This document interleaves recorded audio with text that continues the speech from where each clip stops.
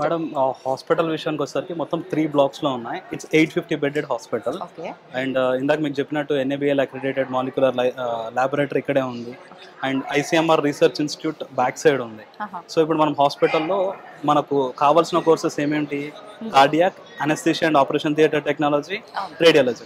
ఈ డిపార్ట్మెంట్స్ మనం ఇండివిజువల్గా చూద్దాం. ఓకే. ఇది ఓపీ అండి. ఓకే. లైక్ అక్కడ ఫార్మసీ తీసుకుంటారు మెడిసిన్స్. డైలీ ఎంతమంది వస్తుంటారు సుమారుగా? లైక్ 600 ప్లస్ వస్తుంటారండి ఓపీ. అండ్ ఐపీ వచ్చేసరికి 150 ప్లస్ ఉంటారు. అండ్ 4 ICUs ఉన్నాయి హాస్పిటల్లో. అండ్ అంబులెన్స్ సర్వీస్ కూడా ఉంటుంది ఎప్పుడు ఫ్రీగా. అవునా?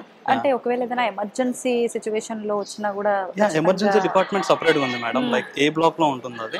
మనం అక్కడ కూడా వెళ్ళొచ్చు. తప్పకుండా. మేడం BSc రేడియాలజీ గురించి మనం ఇందాక మాట్లాడాం కదా. ఈ BSc రేడియాలజీ అనేది MPC స్టూడెంట్స్ చేయొచ్చు, BPC స్టూడెంట్స్ ఇద్దరు చేయొచ్చు. Both are eligible.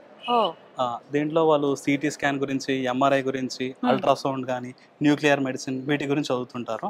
లైక్ అంటే లైక్ ఒక్కొక్క దానికి ఒక్కొక్క డిపార్ట్మెంట్ ఉంటుంది. ఎక్స్రేకి సపరేట్ గా, MRIకి సపరేట్ గా, CT స్కాన్ కి సపరేట్ గా, అవన్నీ మనం కవర్ చేస్తూ వెళ్దాం.